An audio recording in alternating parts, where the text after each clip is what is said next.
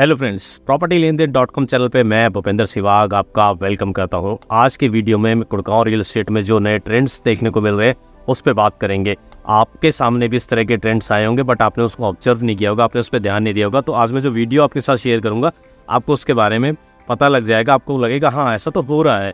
तो एक एक करके हम इन पॉइंट पर डिस्कस करेंगे और साथ में लास्ट में मैं वीडियो के आपको कुछ ऐसा टिप दूंगा जिससे आप फ्यूचर में किसी प्रोजेक्ट में इन्वेस्ट करेंगे तो 1000 से 2000 रुपये पर स्क्वायर फीट आप बचा सकेंगे। आपको ही वो करना होगा, टिप मैं दे सकता हूँ, इम्प्लीमेंट आपको करना होगा। इसके साथ साथ वीडियो के लास्ट में एक और डेवलपर है, गुड़गांव का डेवलपर है, इंडिया का टॉप डेवलपर कहा जाता है, मैं बात डीएलएफ ही कर रहा हूँ, उसकी क्या फ्यूचर प्लानिंग्स है उस पर भी थोड़ा सा डिस्कस कर लेंगे। तो शुरुआत हम कर लेते हैं जिस पर्पज से हम आज वीडियो बना रहे हैं कि किस तरह के ट्रेंड गुड़गांव रियल एस्टेट में देखने को मिल रहे हैं। सबसे पहला जो ट्रेंड देखने को मिल रहा है वो ये है, जो बड़े और लिस्टेड प्लेयर हैं वो अपना प्रोजेक्ट एक बार में पूरा लेकर आ रहे हैं और एक बार में पूरा का पूरा प्रोजेक्ट उनका सोल्ड आउट हो जा रहा है। और जबकि जो नॉन लिस्टेड प्लेयर हैं या फिर जो छोटे प्लेयर्स हैं उन्हें पता है कि उनका जो प्रोडक्ट है वो एक बार में पूरा नहीं बिक सकता है, तो वो क्या कर रहे हैं, वो फेज वाइज अपने प्रोडक्ट को लेकर आ रहे हैं। वो एक बार से ही सारी इन्वेंट्री मार्केट में नहीं उतार रहे, उनको भी इस चीज़ की समझ है कि एक बार में उनका जो प्रोडक्ट है वो नहीं बिकेगा। एग्जाम्पल आपके सामने है, एक्सटेंशन पे, एसपीआर पे आपने कुछ प्रोजेक्ट देखे जो एक दिन या 2 दिन या 72 आवर्स में पूरे के पूरे सोल्ड आउट हो गए। अब आप फ्यूचर में भी देखेंगे, द्वारका एक्सप्रेसवे पे भी आपको एक ऐसा प्रोजेक्ट देखने को मिलेगा जो 1 या 2 दिन में पूरा का पूरा सोल्ड आउट हो जाएगा। कौन सा वो प्रोजेक्ट है, आप में से जिन लोगों को पता है वो कमेंट में लिख सकते हैं, जिन लोगों को नहीं पता स्क्रीन पे नंबर है, आप हमसे कांटेक्ट कर सकते हैं, हम उसकी डिटेल आपके साथ शेयर कर लेंगे और बता देंगे कि कौन सा ये प्रोजेक्ट है जो बड़ी जल्दी सोल्ड आउट होगा और बड़ा हिट होने जा रहा है। दूसरी जो बात मैं कर रहा था वो मैं छोटे प्लेयर्स या नॉन लिस्टेड प्लेयर्स की कर रहा था जो अपने प्रोजेक्ट को फेज वाइज लेकर आ रहे हैं। आपके सामने एग्जाम्पल एक्सटेंशन पे भी मिल जाएगा, आने वाले दिनों में आपको द्वारका एक्सप्रेसवे पे भी इस तरह के आपको एग्जाम्पल देखने को मिलेंगे। अब हम अपने दूसरे ट्रेंड पे चलते हैं जो गुड़गांव रियल एस्टेट मार्केट में हमें देखने को मिल रहा है। दूसरा जो ट्रेंड है वो है एनआरआईज का। जी हाँ, एनआरआईज की जो कंट्रीब्यूशन है गुड़गांव रियल एस्टेट में बढ़ता जा रहा है। अभी कल ही एक डेवलपर ने अपने जो स्टेट्स हैं वो पब्लिक किए हैं। उन्होंने बताया कि 2 साल पहले तक हमारे पास सिर्फ 2% जो एनआरआईज थे वो हमारी टोटल सेल का पार्ट थे। अब हमारे करीब 20% जो एनआरआईज हैं वो हमारी टोटल सेल का हिस्सा हैं। ऐसा सिर्फ एक ही डेवलपर नहीं कर रहा बल्कि जो बड़े लिस्टेड प्लेयर हैं वो प्रेफरेंस एनआरआईज को दे रहे हैं। इससे जो हमारे इंडियन बायर हैं, हमारे इंडियन भाई बहन जो लोग हैं वो भी इंडियंस हैं जो इंडिया में रह रहे हैं, कहने का मतलब मेरा ये है, उनको ज़रूर थोड़ा बुरा लग रहा है लेकिन उनके लिए अच्छी चीज़ है। वो कैसे है वो मैं आपको बताऊंगा। आपने अभी देखा होगा पिछले 2-3 जो प्रोजेक्ट लॉन्च हुए हैं एसपीआर पे और एक्सटेंशन पे, उसमें आपके चैनल पार्टनर ने या आप डायरेक्ट आपने कंपनी से कॉन्टैक्ट किया होगा जिस डेवलपर का प्रोजेक्ट आया था, उसमें आपको बताया गया होगा कि पहले जो अलॉटमेंट है वो एनआरआईज को की जा रही है। दोनों ही प्रोजेक्ट में ऐसा देखने को मिला पिछले कि एनआरआईज को पहले प्रेफरेंस थी, पहले उन्हें अलॉटमेंट थी, उसके बाद जो रेस्ट जो इन्वेंट्री थी या जो रेस्ट जो अपार्टमेंट्स थे वो जो हमारे भाई बहन इंडिया के जो लोग हैं वो भी इंडिया के ही लोग हैं, उनको वो अलॉटमेंट दी गई। अलॉटमेंट की प्रोसेस उनके लिए शुरू की गई क्योंकि आप में से ज़्यादातर लोगों को पता है यूरोप में और अमेरिका में बहुत ज़्यादा एप्रिसिएशन नहीं मिल रहा है इन्वेस्टमेंट पे। तो एनआरआईज के पास जो फंड्स हैं उनके पास फंड्स काफ़ी अच्छे हैं। ऐसा मैं ये नहीं कह रहा कि इसको जनरलाइज नहीं कर रहा कि सारे एनआरआईज के पास बहुत ज़्यादा फंड है, बहुत तरह की हर तरह की एंट्री मिलती है एनआरआईज में, तो उनके जो पॉकेट्स हैं वो डीप है, वो इन प्रोजेक्ट्स में इन्वेस्टमेंट कर रहे हैं। जब एनआरआई किसी प्रोजेक्ट में इन्वेस्टमेंट करता है, मेरा ये ऑब्जर्वेशन है, जो मेरा एक्सपीरियंस अब तक रहा है, या तो वो लॉन्ग टर्म इन्वेस्टर होता है या फिर वो एंड यूज के लिए प्रॉपर्टी लेता है। तो आप लोगों का वो फ़ायदा ही है कि एनआरआईज आपके प्रोडक्ट में, आपके प्रोजेक्ट में आ रहे हैं जिस प्रोजेक्ट में आप इन्वेस्टमेंट कर रहे हैं। एक इसका फ़ायदा ये होगा कि प्रोजेक्ट लॉन्च होने के बाद, जैसे ही लॉन्च कोई प्रोजेक्ट होता है, बिल्डर अपनी इन्वेंट्री क्लोज करता है, मार्केट में जो इन्वेंट्री है वो सेल के लिए आ जाती है।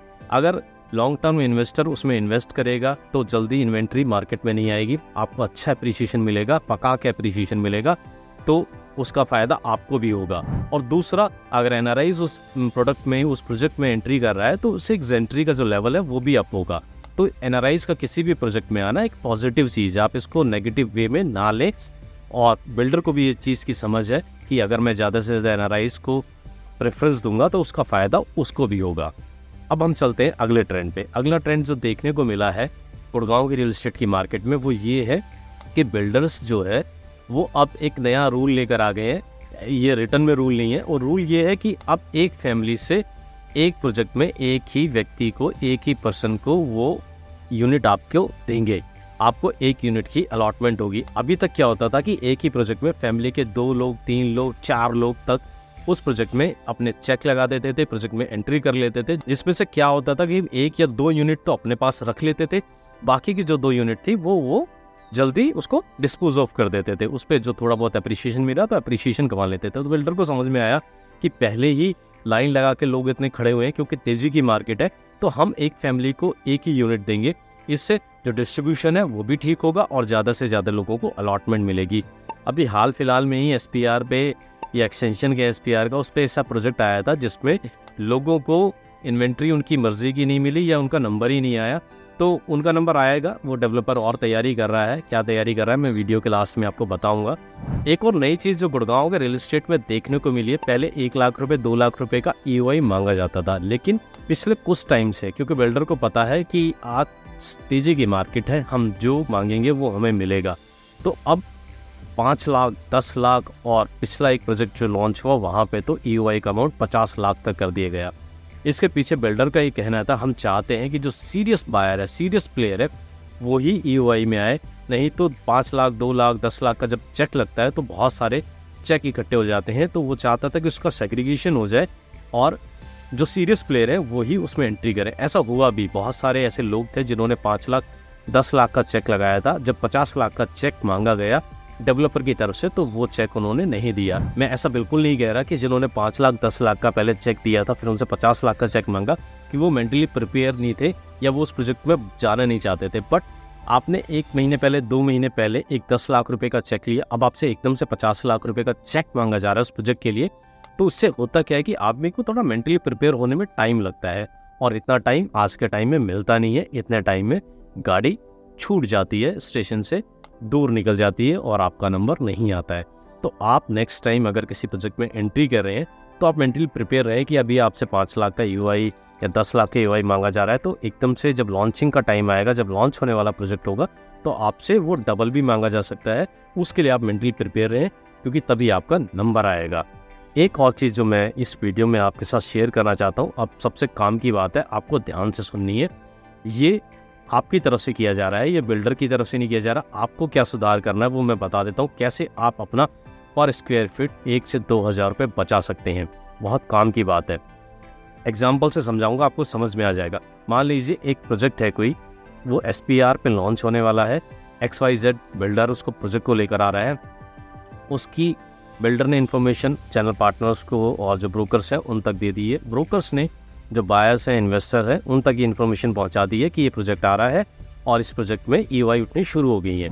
उन्हें क्या लगा है कि लोग क्या करने लगे हैं, लोग थोड़ा स्मार्ट खेलने लगे हैं, लेकिन वो स्मार्ट खेलने के चक्कर में अपना ही नुकसान करें। वो कैसे नुकसान करें वो मैं बता देता हूँ। तो एक आदमी, उसको लेनी 1 ही यूनिट है, पर वो करता क्या है, वो ज़्यादा से ज़्यादा ब्रोकर्स को, चैनल पार्टनर को खुश करने के लिए वो अपनी फैमिली के या अपने ही 2-2 3-3 4-4 चेक बांट देता है चैनल पार्टनर्स के बीच में, और जबकि उसको लेना 1 ही है। इससे आप अपना ही नुकसान कर रहे हैं। और कैसे नुकसान कर रहे हैं इसको बड़े ध्यान से सुनिए। मान लीजिए कोई XYZ प्रोजेक्ट लॉन्च होने जा रहा है, उसमें EOI आपने लगाई और उसमें 1000 अपार्टमेंट आ रहे हैं और उसमें 100 लोग ऐसे हैं जिन्होंने 1 के बदले 4 चेक लगाए हैं, 4 अलग अलग चैनल पार्टनर को अपने चेक दिए हैं। तो EOI मान लीजिए 1000 जो इकट्ठा होनी थी, वो आपने क्योंकि 4-4 चेक दे दिए, वो 1400 EOI आपके पास कलेक्ट हो गई, यानी बिल्डर के पास वो 1400 EOI चली गई। जब बिल्डर अपने प्राइस को फ्रीज करता है, उसका असेसमेंट करता है, वो EOI के बेस पे करता है कि कितनी उसको EOI आ रही है। उससे वो मार्केट का एक प्राइस होता है, वो पता लगाने की कोशिश करता है कि ये प्राइस एक्सेप्टेबल होगा कि नहीं। यहाँ मैं आपको एक सीक्रेट बता रहा हूँ, पिछले जो कुछ प्रोजेक्ट लॉन्च हुए हैं उसमें नंबर ऑफ EOIs इतनी ज़्यादा पहुँच गई लोगों के पास, क्योंकि एक ही आदमी ने 3-3 4-4 चेक लगाए, बहुत सारे लोगों ने ऐसा किया। तो बिल्डर को लगा कि मैं कुछ भी प्राइस ले आऊँ, ये मेरा एक्सेप्टेबल होगा प्राइस। और हुआ यही, जो प्रोजेक्ट और जो प्राइस आना था 13,000 वो 15,000 आया, जो प्रोजेक्ट लॉन्च होना था 17,000 16,000 पे वो 18,000 आया, 20,000 आया। फ्यूचर में भी आपके साथ ऐसा ही होगा। कोई प्रोजेक्ट अगर 15 पे आ रहा है तो अगर आपने ऐसे ही चेक का नंबर्स बढ़ा दिया तो आपको कम से कम 2,000 रुपये पर स्क्वायर फीट उसके लिए ज़्यादा देने पड़ेंगे।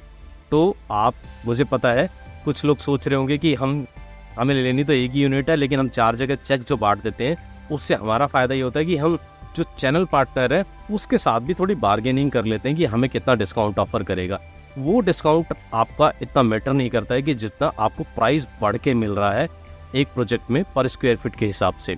आप मान के चलिए कि आपको 2000 रुपये महंगा कोई प्रोजेक्ट मिल रहा है पर स्क्वायर फीट के हिसाब से, तो और वो प्रोडक्ट 2000 स्क्वायर फीट का है, तो आप मान के चलिए आपने अपना 40 लाख रुपए का नुकसान कर लिया।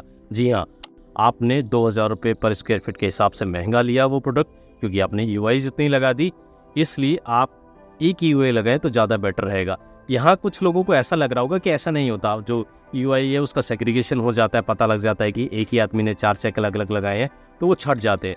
तो मैं आपकी जानकारी के लिए बता देता हूँ कि फैमिली में अलग अलग मेंबर्स होते हैं, अलग अलग मेंबर्स के नाम पे चेक लगे जाते हैं। कई बार एक आदमी अपनी ही एक चेक बुक से 4 अलग अलग चेक बांट देता है, बट जब ये सेग्रीगेशन स्टार्ट होता है उससे पहले बिल्डर का प्राइस फ्रीज हो जाता है। तो नुकसान किसका हुआ? नुकसान आपका हुआ।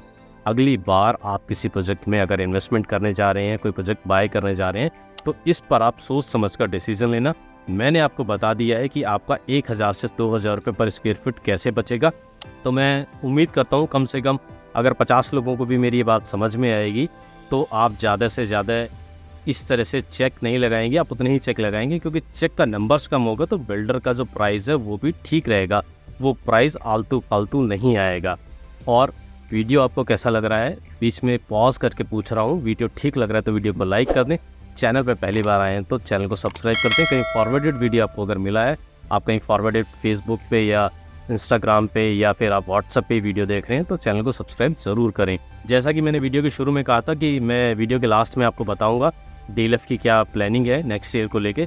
तो डीएलएफ की मैं थोड़ा सा आपको हिंट दे देता हूँ, ये बोनस है उन लोगों के लिए जो अभी तक इस वीडियो को देख रहे हैं। तो डीएलएफ की प्लानिंग है या पाइपलाइन में डीएलएफ का है, जैसे पिरवाना साउथ प्रोजेक्ट आया तो इसका फेज़ 2 आपको जल्द देखने को मिलेगा।